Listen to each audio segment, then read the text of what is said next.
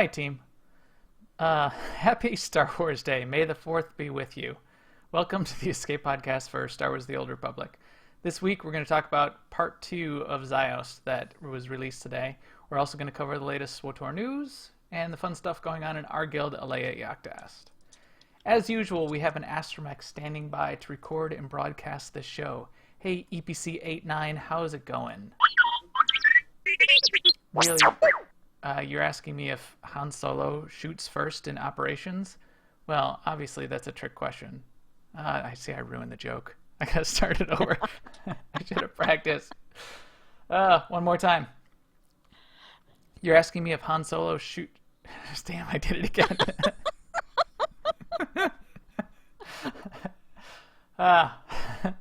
Take 3. What? You're asking me if Han shoots first in operations? Well, obviously that's a trick question. Han doesn't do group content. He solos. Yay! Yes, he does.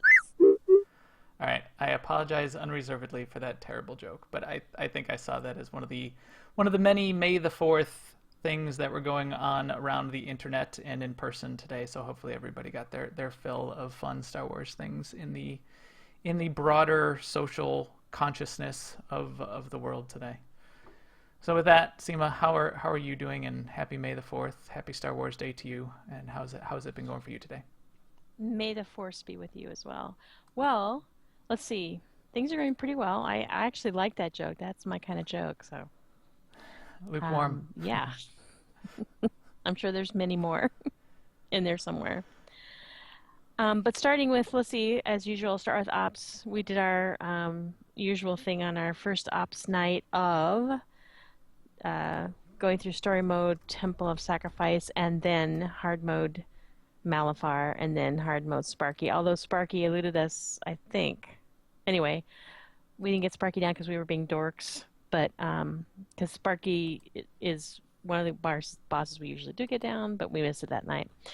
And then we didn't have our second night because we had a sick tank, so I hope Haruk is feeling better. Then we also had Mandatory Fun Night, which was on the same night that the Ziost patch dropped. So we had a night of hanging out in Mumble while we do Ziost questing, and that was fun. I did more hanging out in Mumble actually than questing, and I ended up coming back later to do it because I wanted to kind of, listen and see and pay attention. And during MFN, I was definitely not listening and seeing and paying attention. I was more chatting. Yeah. Let's see. It was fun. I also went and checked out the new heroic on CZ198 because I was just curious about it. And basically, it's you have to kill one level 55 champ. You get 11k credits for this weekly heroic 2. It's a heroic 2. And I imagine there's some amount of XP if you're doing it, under level 60. And you get a purple rep token and 4 basic comms. So and the champ is sitting right in the same one of the areas where you're going anyway. It's not off by itself or anything. So I don't know. To me, I think that's a good addition because now you can actually complete a weekly. You don't have to, if you're in the habit of going back to CZ98 to pick up those easy dailies, now you can do the weekly also. Yeah, that's interesting. I have not gone back to do it, but I think I may, because I don't tend to do dailies, as I've said before. Right. But someone mentioned and made the point that it's now in a much easier way. If you haven't finished that rep, you can get the rep relatively quickly because you can do that weekly a lot easier and knock it out each week. So I may do that because I have not finished that rep. And there's that sweet, sweet mount, which is at the end of the CZ rep, which I really like. Which mount are you talking about? It looks like the big taxi, but it's got the Zerka logo on it. Oh, that's from Rep? There's one you can buy from Rep, and there's one that's the rare drop if you kill the rare boss. It's been a while. Yeah. I'll have to go check that out. Yeah, there's one at Legendary Rep or whatever the top level rep is. And I also was poking around the GTN for what they did. They were going to add the companion gifts thing to the GTN. So I know it's not a super big thing at all, but they did do it, And now it is possible to find if you specifically want to find, like courting gifts. Well, that's stupid. Those are nobody needs those. But the or cultural, which are the ones you need for Ship getting the droid. affection up on your ship droid. Yeah. Yeah. You can more easily find them without having to know the name of the one that you're finding. So they made subcategories for each of the type of gift, which I guess I didn't think they were going to do that. I mean, that's how I would do it, but I thought they would make just like maybe one big bucket. But it had its own. It was outside. It was no longer in miscellaneous, but it had its own bucket. But nope, Really? they organized it just Oh, like everything else. So oh, great. Well, that's even yeah, that's better than I even yeah. thought. So you click on gifts, and then you can click on cultural artifact, and then it'll just see all the yeah. So Oh, that that's is excellent. that's awesome. I thought Yeah. made it a lot easier. So that was kind of a neither here nor there, but it did get my attention, and yeah, that's been my week. How about you, Max? So my week was a little PvP as usual, not a lot. We have started season 5, and so it's everything's reset. If people want to get back into ranked, now is a good time. Mandatory Fun Night was fun. It was a lot of Ziost this week, and we'll certainly be talking more about that this week. We danced around it and talked about it in general last week. We're going to talk about it really specifically this week, so that'll be fun. Ops was fun. We did our Temple of Sacrifice +1 hard mode Malifar, and then we were off, unfortunately. And you're right, we did do the attempts on hard mode Sparky when we had a couple extra minutes, but we were short time and we wiped for whatever reason. I don't know what we were doing, but probably getting the dogs in the circle and just putting stacks on the tanks or Yeah, something. I just mean, we really need messing to up spread in out and, general. and be on the ball to keep those dogs out. And if you catch them as they're jumping down, you can keep them out, and that fight's a breeze.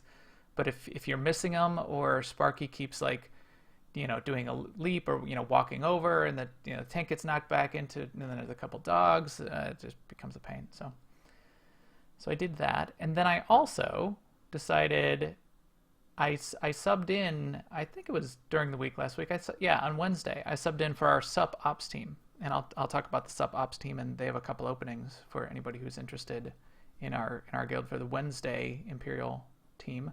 But I subbed in for them this week, and the only character I had that was a well geared, outfitted character was my power tech, and I remembered why I switched to mercenary from power tech at the start of this expansion, because the melee DPS just isn't all that fun when you're like Right. running back and forth between sword squadron and you're getting in the tank's way, and so I decided, okay, I'm gonna go ranged, and then of course, because this is how I roll, I looked at the parsing charts, and snipers are parsing at the top of the charts lately. So I took my 55 sniper and I said, all right, I'll level that one up so I can have big numbers, because that's all that matters. Having fun, that doesn't matter. It's all about what you parse. Did you say all right or all right, all right? Only two all rights. Yes. All right, all right, all right. So I took my sniper from 55 to 60, and then I kept going through the end. I was 60 even before I got to Yavin, but you can't go to Ziost until you finish Yavin. So I went all the way through Yavin, ignored all the side quests, and it's relatively quick if you ignore the side quests. Take strong advantage of 0 cooldown quick travel all the time you're leveling now. That's really nice, and it's a big advantage. All the speeder points opening up is another advantage. So it wasn't that bad. I finished Yavin, and then I finished Ziost Part 1 so that I would be ready, and my sniper was my first character to finish Ziost Part 2 today, because it was there and it was ready. So then I went back in, and I did a little bit of Ziost Part 2 on my mercenary, and I swear it was probably 10 times, my first 10 pulls, I kept hitting my cover button on my mercenary, Right. and that Right. mercenary would not drop into cover. And my cover button on my mercenary is unload, which isn't good to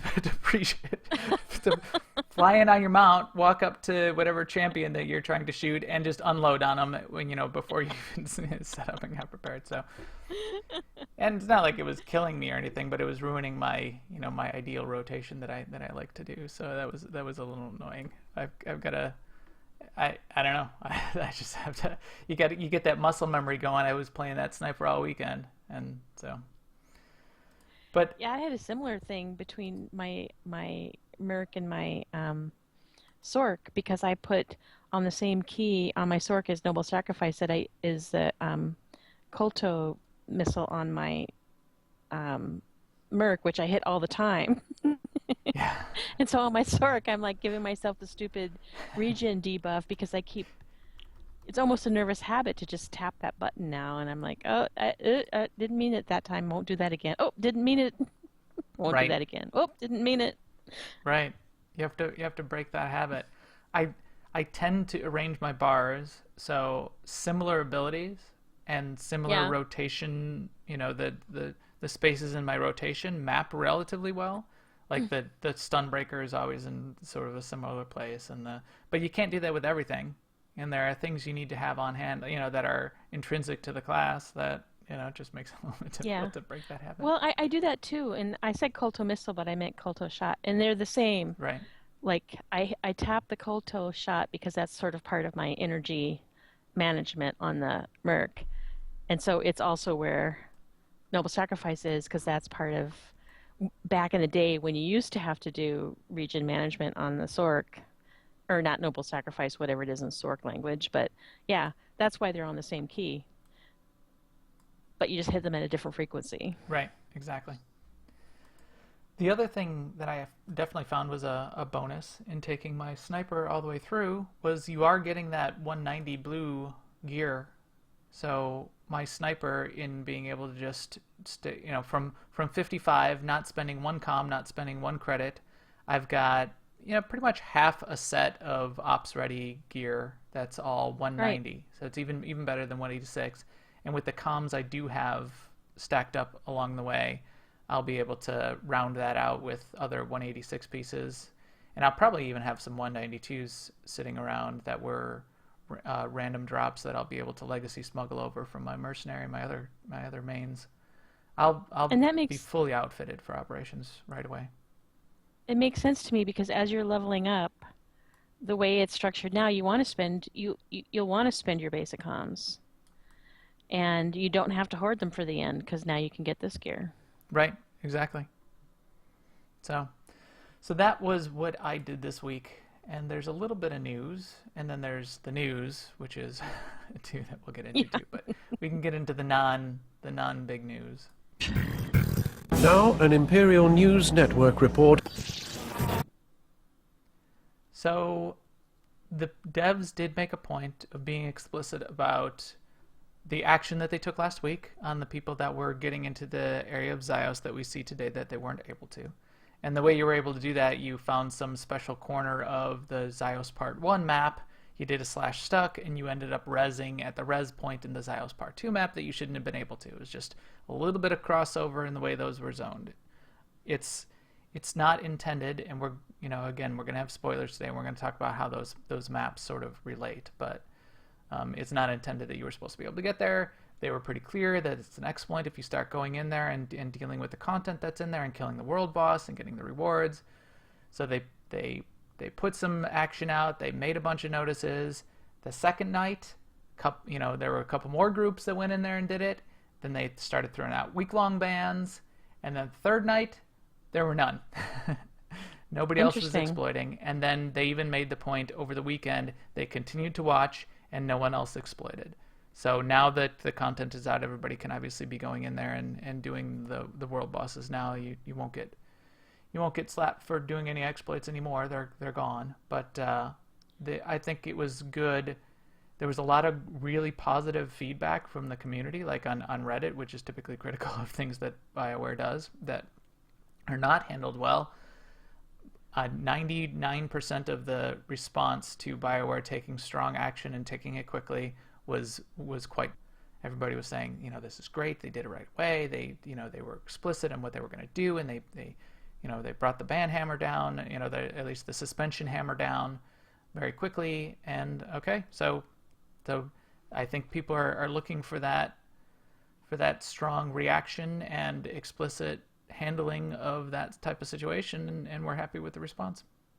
And so people who were, saying in the beginning that a temporary suspension like that is just a slap on the hand, I mean, gosh, this is results. I mean, if they can say that they did that, and then now nobody in the intervening days nobody was doing the exploit, that actually means it works. Yeah, yeah. So it was enough. Maybe the Yeah. first time they got rid of everybody's gear, they took away the gear, they took away the achievements, and they gave them a few days suspension. The second time they upped it to a week. And then they said, and we'll continue to escalate here relatively dramatically, including permanent bans. So, so your move, and no one did it. So good. What else do we have today? Whoa, 12x XP. Yes. Is that what you're referring to? Yes. Yeah. Yeah. Sorry, I was The epic story boost. over to you, Seema. Sorry, I didn't mean to Yeah, surprise you yeah, there, but so- yeah. Yeah.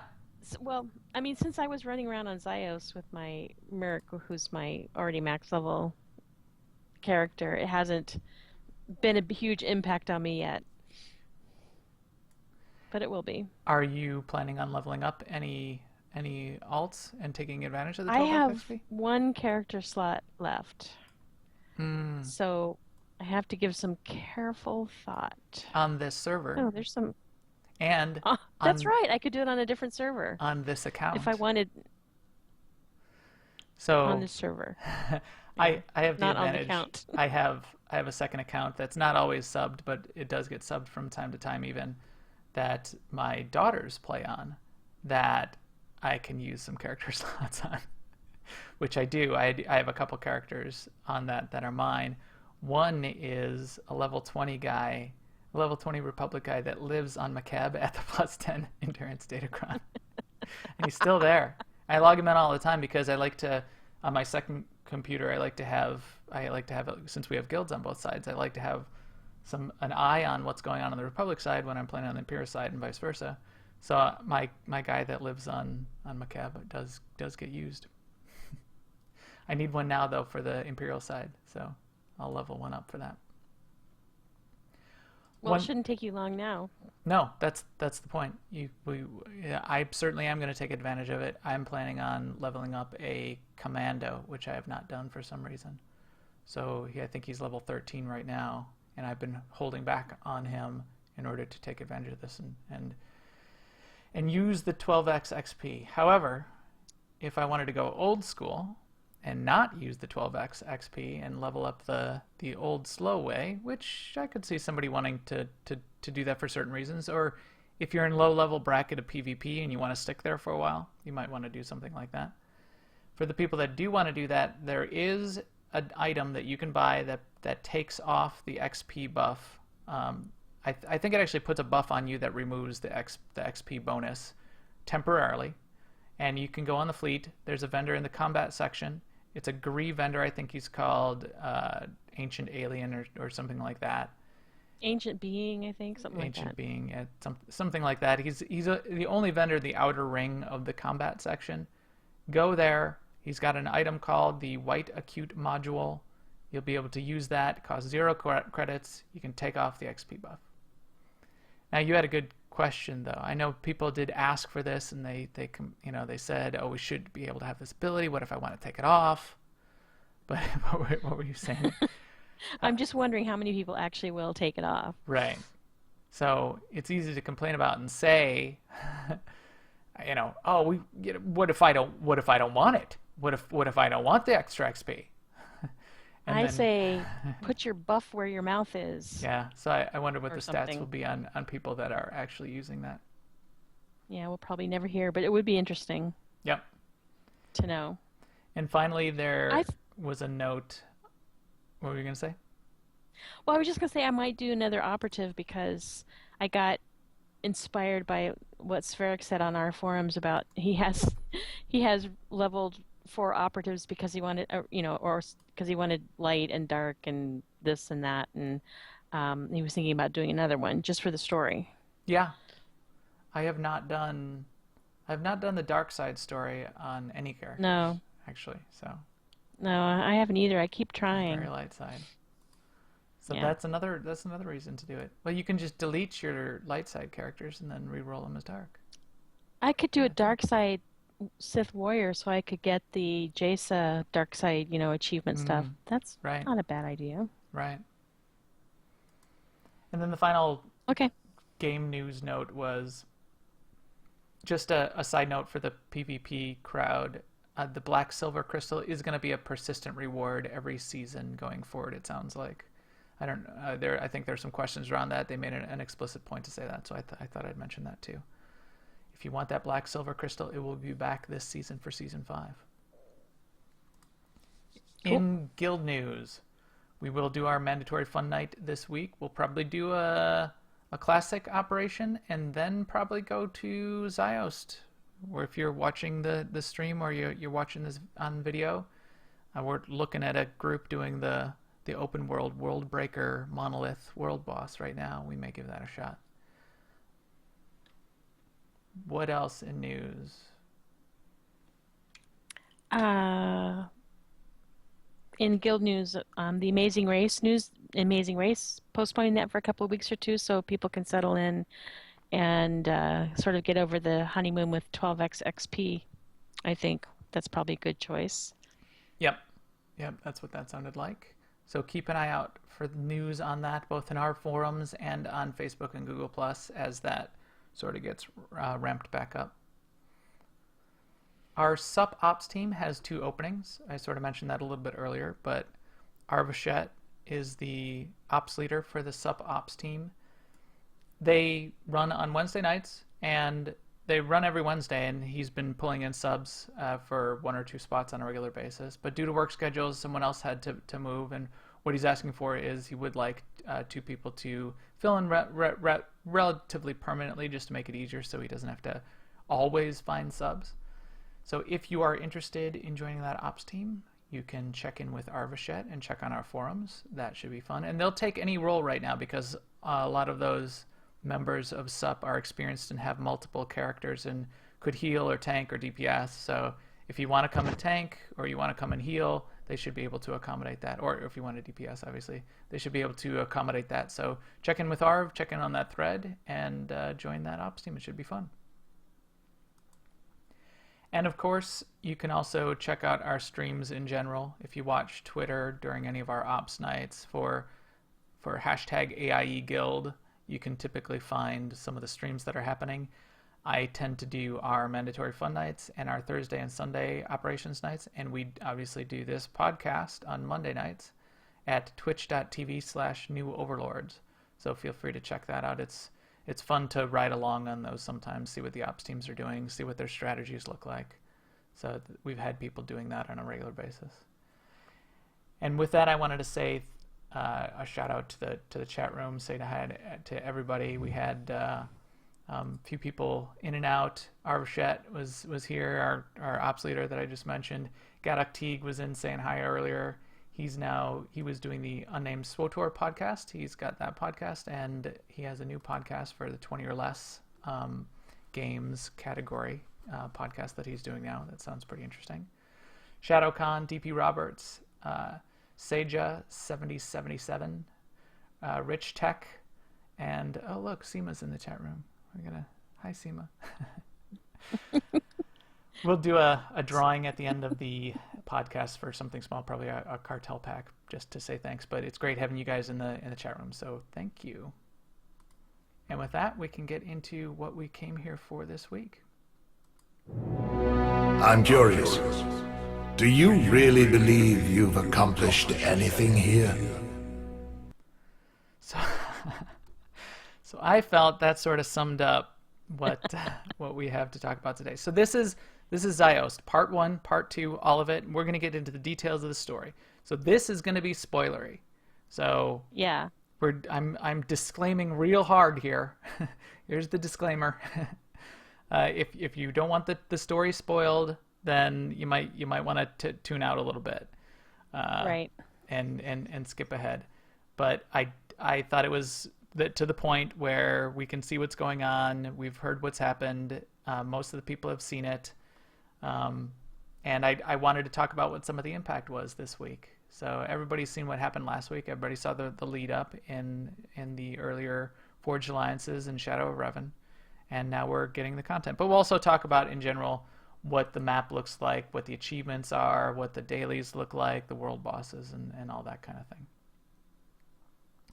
So with that, just general impressions of this. Let's start with the story. So what were your general impressions, and what's your feel of the story so far, Seema? I thought it was okay. I enjoyed part one.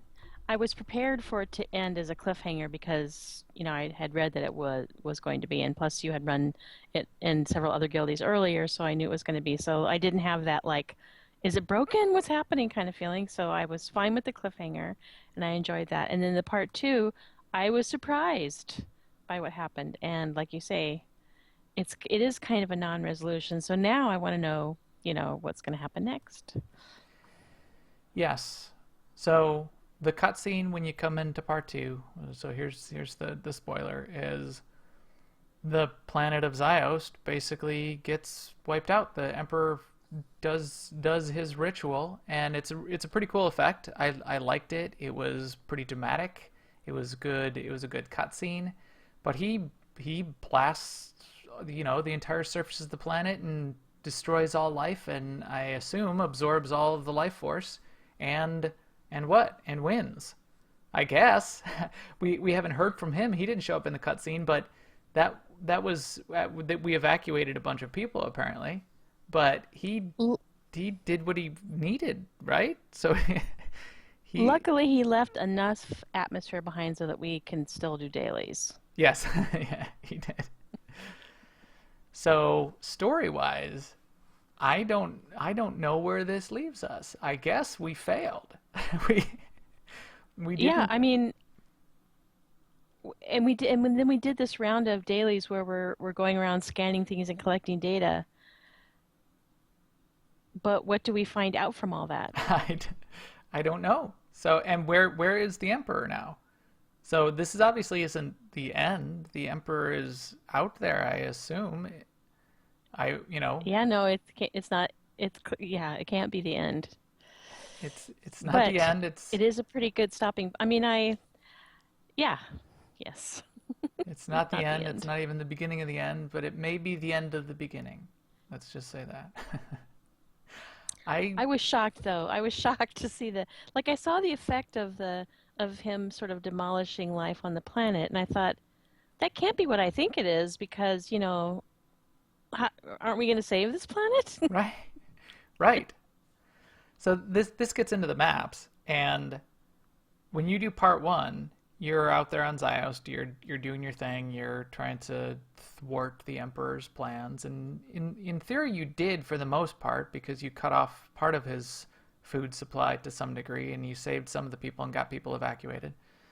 But then he blasts the whole planet, and all of the map that you were originally on, all that first area, that's now wiped out and destroyed. So when you come back to Ziost, that's all gone, and you can't get back there. So although within the game engine it's two separate areas, the idea is, and the feel, unless you know that behind the scenes, this whole area now is the area that you were in the first time, and now it's all demolished and destroyed. And you can go down there and you can scan around and dig through piles of ashes of corpses. Oh, yeah. And I guess Yes. the monoliths survived because there's two giant monoliths and another smaller monolith that's wandering around. But yeah, the planet's wiped out. Now the feel, the color palette, the graphics, I definitely like. I think they did a good job. And you were saying, what did you say? It looks like a filter of some kind. Yeah, it does. It looks like yes, it's like, because it's all shades of ashen color. Like an Instagram filter? Yeah, so... Yeah, like an Instagram filter and then we have us against the backdrop, so we're like the sort of hand painted things added to the old photograph kind of a thing. It's an interesting look. Right. Yeah. We're the artistic thing that's still in color, and everything else is in shades of gray. Um, Yeah. yeah, 49 or so shades of gray, whatever it takes. Uh, Oh, so those cool trees that I really liked in Ziost Part One. So I'm just going to refer to it as Part One and Part Two. In Ziost Part One, those cool trees that were sort of bent over and wind blown, and now they're the corpses of those trees are all that's left. So it's the sort of the skeleton of the tree, and all the foliage is off, and they're all sort of ashes are blowing off of them. So now now I want both versions for my stronghold. I want the live version and the dead version. The little plant buds decorations, you can get a live version and a dead version of these plant buds too. And now the dead version makes more sense to me than I saw in some of the previews. So yeah, I like it. I like the look of it. It's not broken up into 3 chunks like the old one was. It's only 1 chunk. What did you think of that, of breaking up the part 1 into those 3 chunks of maps? Because I saw a little bit of I discussion, even speculation of why they did that this week.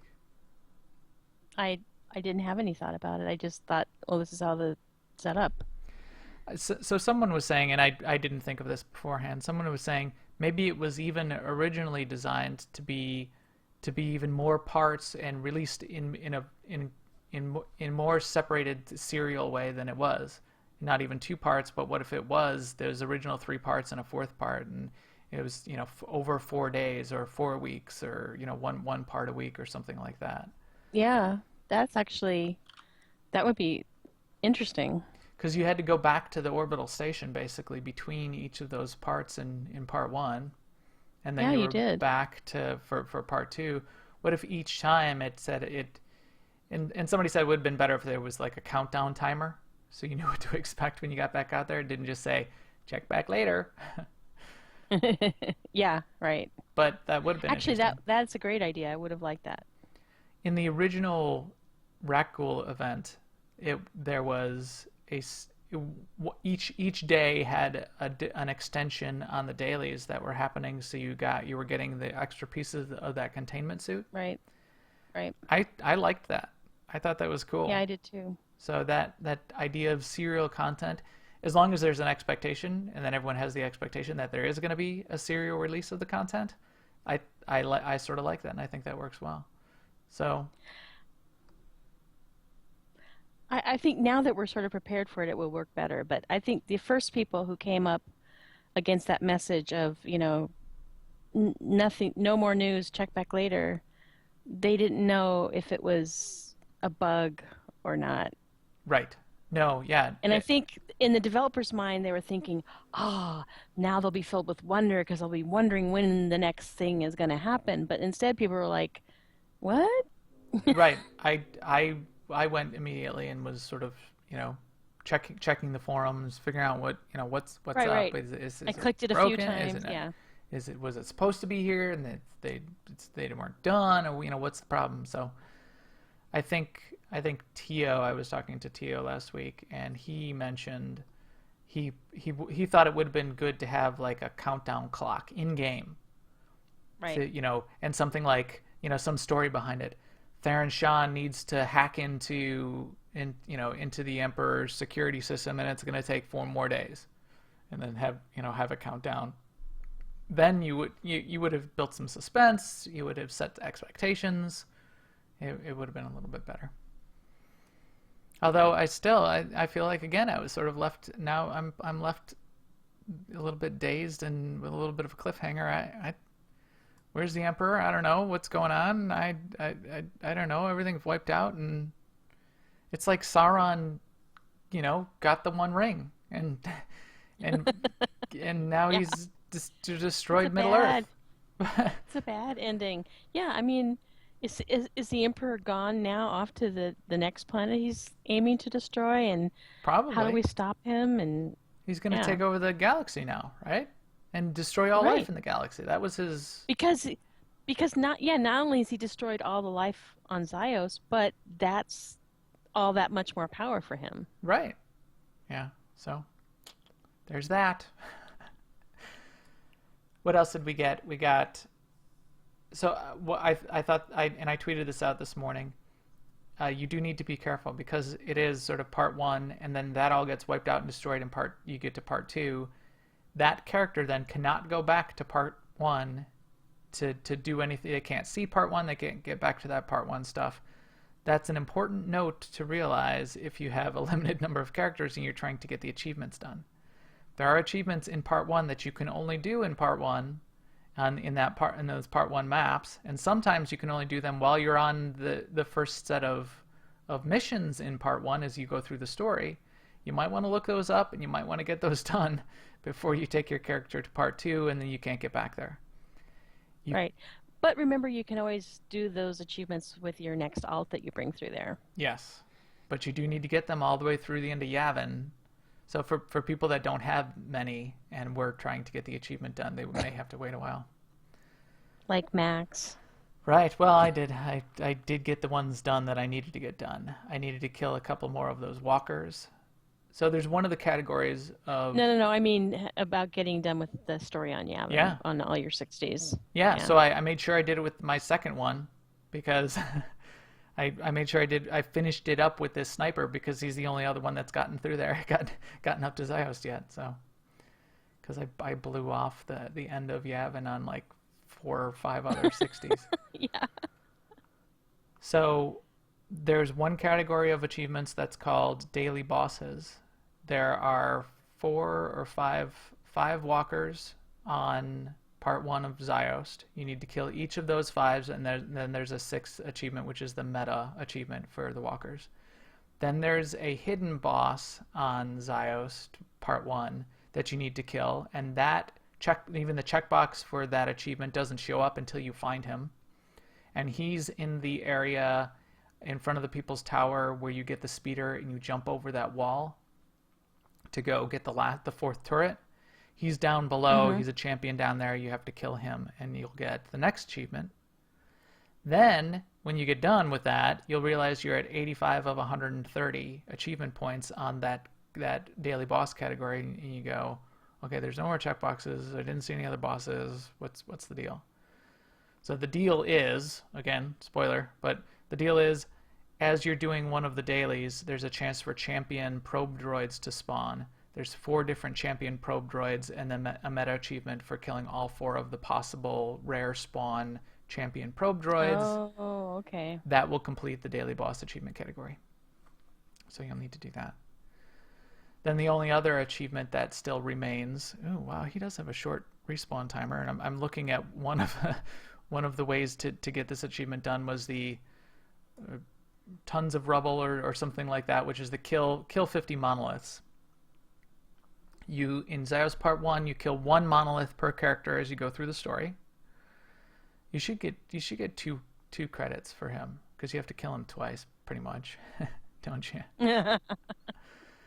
Then in Ziost Part 2, there's 3 monoliths. One is the lair boss, which you can only kill once per week. One is the world boss, the open world boss, the Worldbreaker, and then there's a champion one that wanders around also. So it's still quite a bit of work to kill 50, but you can do it, and you can do that one if you skipped it. Well, you can't skip it in Ziost Part 1. You at least have to kill that one. But that's one that you'll finish up in Ziost Part 2 over time. So, did you do the dailies, Seema? I did. I have done the dailies. I didn't complete one of them, which was the one where that you were just talking about, where you had to find the droids, because at the time I was working on that, there was just a lot of people, and I ran out of time in finding the actual droids themselves. But yeah, so I've done all the other dailies, and I thought it was interesting. I kind of contrast it to Oricon, where when Oricon first showed up, and I'm comparing it because it's a daily area and this is a daily area, Oricon was challenging in a kill kind of way, and this one is not very kill centric at all. It's sort of like you do have to kill some things, but the quest in general, you're looking for things and clicking on things and scanning things. It's more about finding things than it is killing a bunch of stuff. I thought was interesting.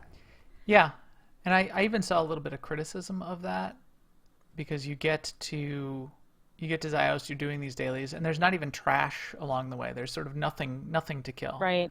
Now that fits the theme because everything's Right. been wiped out on the planet, so why would there be stuff to kill?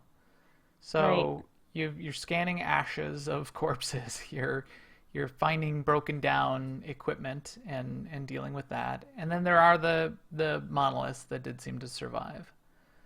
So I was fine with it.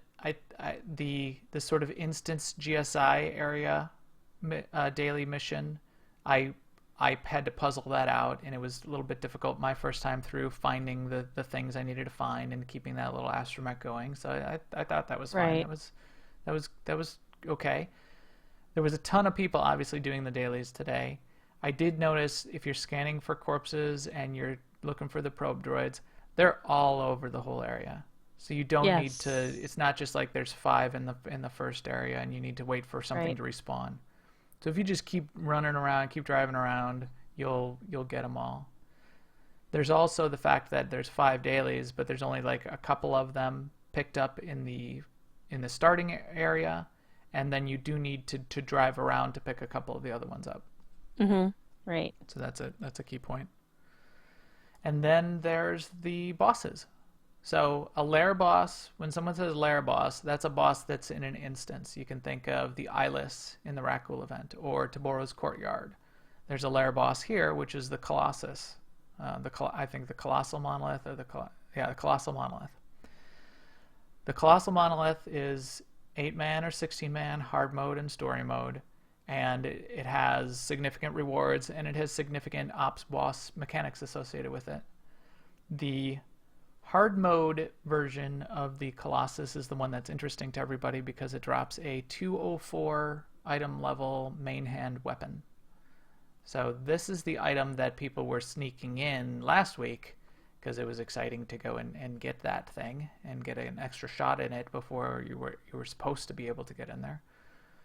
So now you have an actual shot at getting this by taking your ops group in there and killing it on hard mode. However, I have heard that it's pretty difficult on hard mode. Did you read the write-up? I haven't killed it yet. I haven't been in a group that's even attempted it. I in haven't story mode even. or hard Yeah, mode. no, I haven't even. It's still a twinkle in my eye. So it's pretty significant mechanics on hard mode and a significant. It's something like 16 million hit points on it and a 9-minute enrage timer, and it's some serious business. The mechanics are relatively complicated for certain parts of it. There's one of those tag yourself with a color, and 4 people have to have the right color when the boss goes over to a rift of a certain color, and everybody with that color has to go break the channel. That kind of thing. It seems right now there's a way to sort of brute force your way around having to deal with that color thing by everybody grouping up with AoE heals and just eating the channel that he does. We're going to change that and make that even harsher, so you have to do that color switch mechanic. But that's going to be a challenge for groups if you're going to do that full set of mechanics. And then there's just a bunch of other things of don't stand in the thing, and in hard mode there's another one of those debuff goes on a guy, and if you heal that guy, he takes 50% of whatever you healed him for as damage. So stop all healing type of mechanics. Mm-hmm. Like in the Dread Council fight, one of the fights in Terra from Beyond. Right.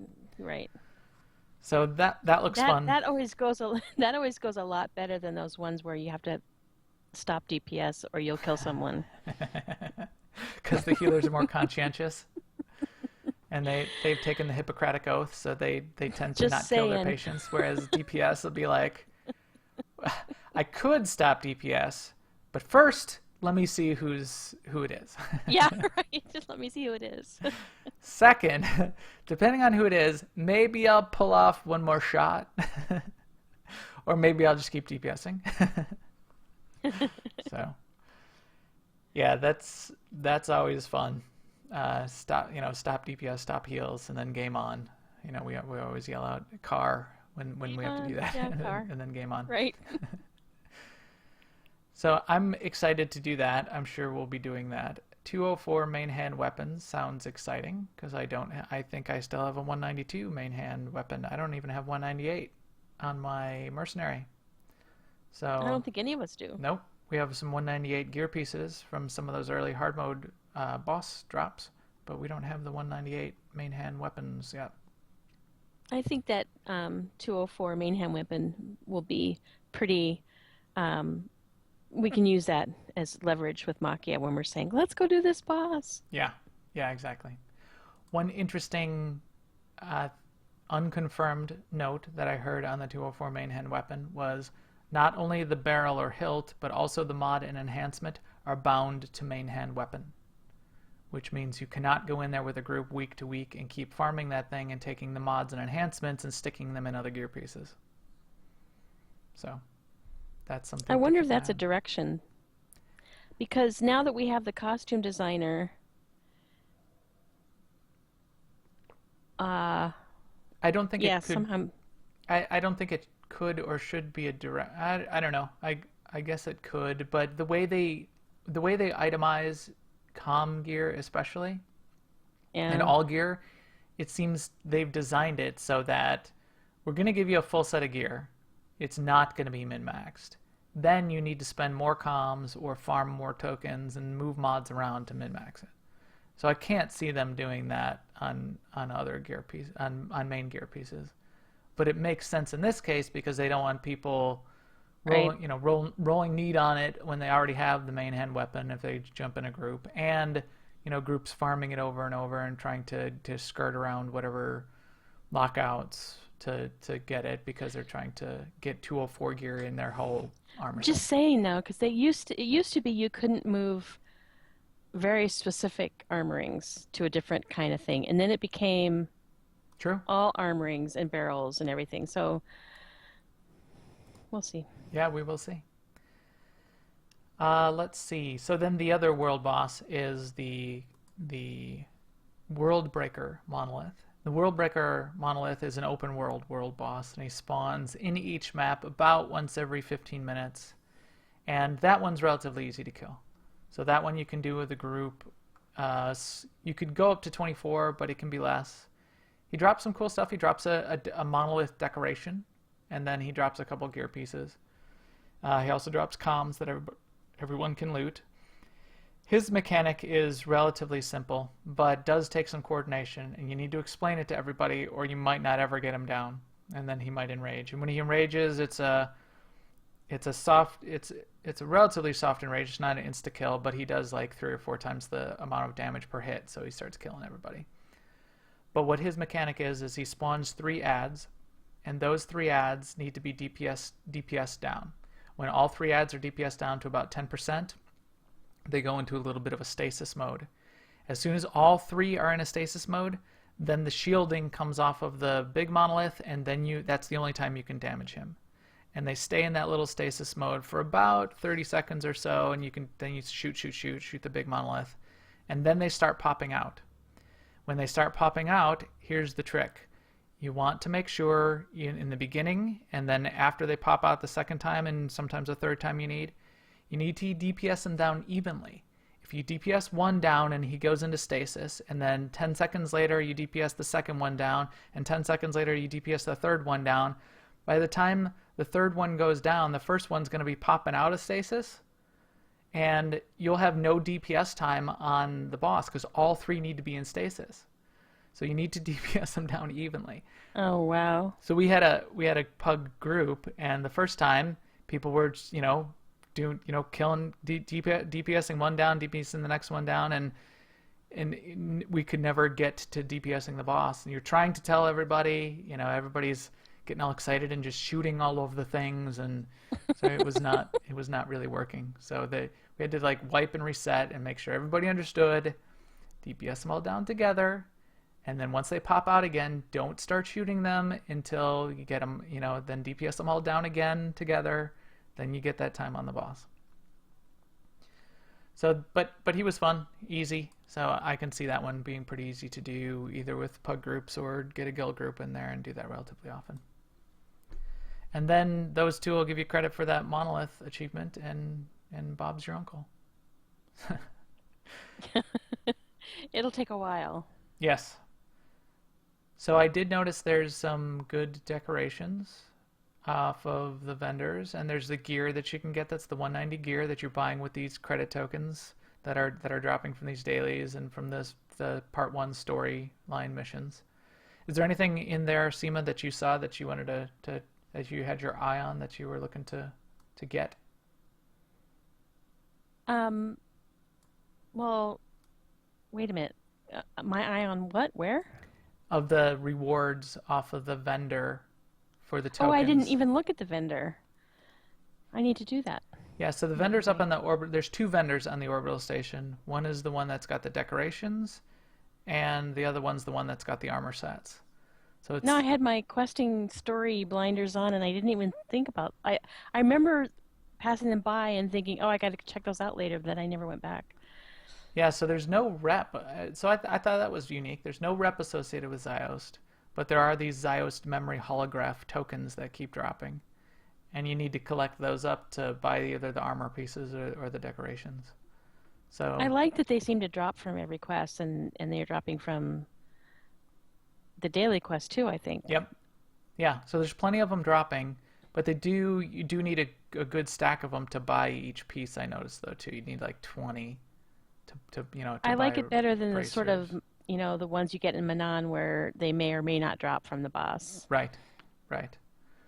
So I just taking my sniper through Ziost Part 1 and Ziost Part 2, and I didn't even do the side quests in Ziost Part 1 this time through, and I ended up at 26.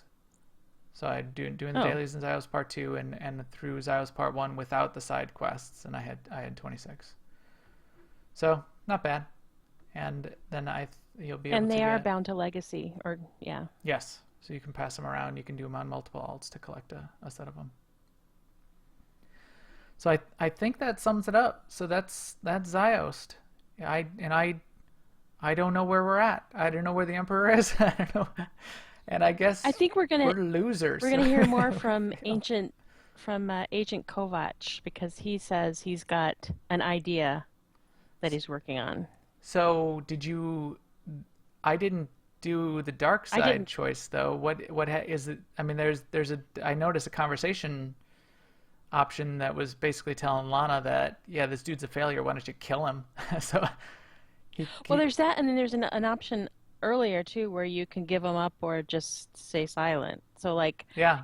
when I played it, I didn't give him up. So I don't know. Lana doesn't know whether that he's in conversations with Governor Suresh of the Republic. So, I but didn't. My but I characters believe didn't him care. when he says he's. So, What's that? my characters didn't care. My mercenaries like, I don't care. You cutting a deal with the Republic? Yeah, you getting paid? Then but that's good Oh, for by you, the dude. way, Governor Suresh does not come off looking all that great. No, she never has. I want to play the pub side though. Yeah. See it on that side too. Right. But anyway, I'm interested in his story because I like his kind of character. Basically, he's like, chaotic good or something. He's like, I want to solve the problem. It's not that I'm for the Republic and against the Empire. I just want to get the Emperor out of the picture. So. Yep. Yeah. So we'll see what happens with him. I don't know if he is dead in other people's story, but he was. Yeah. He was That's a good what I don't addition. know. Yeah. He was a good. Yeah. He was a good part of the story. A few people have mentioned that him being a really good part of the story, and I agree. So yeah, there was a little bit extra romance option in this part 2, so that was exciting. if you're into that kind of thing. Okay. Yeah. And then we'll see where this goes. As we said last week, this was all entitled "Rise of the Emperor," not the "Hey, it's all wrapped Yep. up. Good job, dudes" expansion. Right. It's the rise. Although I do argue that the rise of the Hutt cartel X-Pac, we dealt with the Hutts. True. They did not finish. They were not risen by the end. Yeah, We unrised them by the we end of that. did. We True, unrised them, true. and we took their planet back that they were trying to steal Yeah. or destroy. Yeah, see, we're supposed to save planets from being destroyed. Yeah, we've screwed this one up, apparently. So Maybe we'll get in our ships and go around the sun backwards fast enough and turn time back and then save the planet. Time travel. We can have that would be interesting. I hope not. Yeah, somehow I don't think so. Okay, so with that, I think our EPC 89 droid here is ready to go solo in this escape pod and blast off for the week. So thanks for listening or watching, and thanks again to our chat room. We will stream again next Monday night on twitch.tv/newoverlords around 10:30 p.m. Central. For comments or questions, or just regardless, please follow us on Twitter @MaxTheGray and @AIESEMA. And you can also find us on Jedi Covenant and ask us for an AIE Guild invite. And we will talk to you soon. Good night, everyone.